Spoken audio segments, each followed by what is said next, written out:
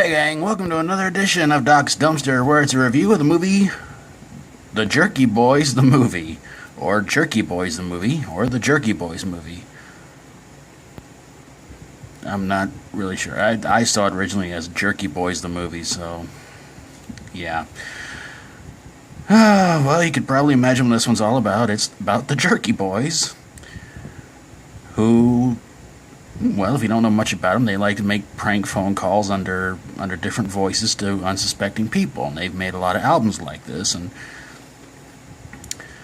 well, I'll say this much: it's no Roy D. Mercer, but still some pretty funny stuff to listen to. So they're being questioned for all the prank calls they made and being somewhat involved with a mafia mobster played by Alan Arkin, in which it turns out their favorite bar, owned by a guy named Mickey, is supposed to be torn down, and Mickey is supposed to be basically roughed up. Who's going to rough up Mickey? The Jerky Boys, of course. But things get turned around on him when Mickey beats the crap out of both of them. So Johnny and Kamal try to play off as a couple of mafia hitmen. And, as you would expect, their cover is blown, and everything goes horribly, horribly, badly wrong from there. And there's a detective who was asking the whole time throughout about the first good half of the movie, named Warzik, I think, who's asking him all kinds of questions about what they did and how this all came to be and everything like that. But then it turns out Detective Warzik is actually with the mafia. Yeah. So Johnny and Kamal wind up alerting the media, anybody else they can on the phone. Kind of strange that they would do that, but okay. Give them the heads up as to what's going on, all the mafia business with money laundering and Warzik being involved in it and everything like that. They're held as heroes until they make a phone call to the president, messing with him, wondering who's in charge, and yeah, everything kind of goes pretty bad from there. But yeah, they're heralded as heroes, and everything winds up to be alright. The movie stars, of course, the Jerky Boys, Alan Arkin, and Victor Pastore. So now the big question is, does this movie belong in a dumpster? Not at all.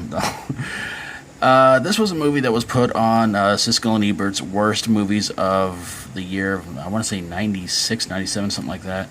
I had been a big Jerky Boys fan going into the movie, and I really enjoyed it. I didn't expect anything less than these two just spending a lot of the movie on the phone making prank calls, and I thought the plot was pretty good. I love the part where Mickey beats the crap out of Johnny and Kamal. I thought that was hilarious.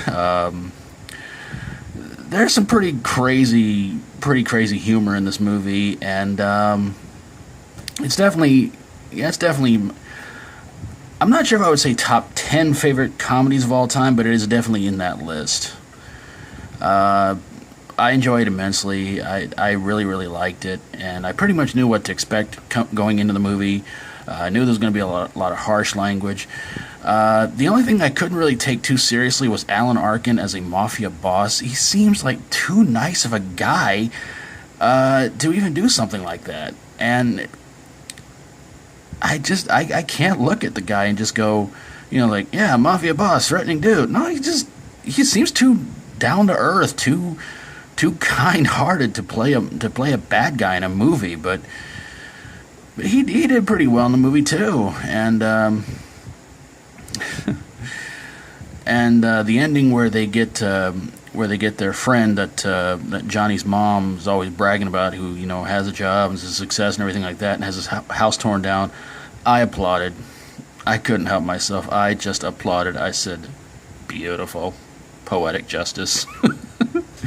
Because let's face it, we all have those friends out there that everybody gets on to us about. That says, when we were growing up, our mom was always like, "Why can't you be more like so and so? He gets straight A's and da da da da." And you always want to do something like, you know what? One day I'm gonna get that little jerkwad back, and I'm going to do something to really, but tear down their house, it's not something I would recommend. I would maybe something kind of harmless, like, yeah, forget it. Don't take my advice, but never hold a grudge. That's all I'm going to tell you, and you know, live out your dream and just do what you can to make sure your dreams come true, as long as it's perfectly legal, of course.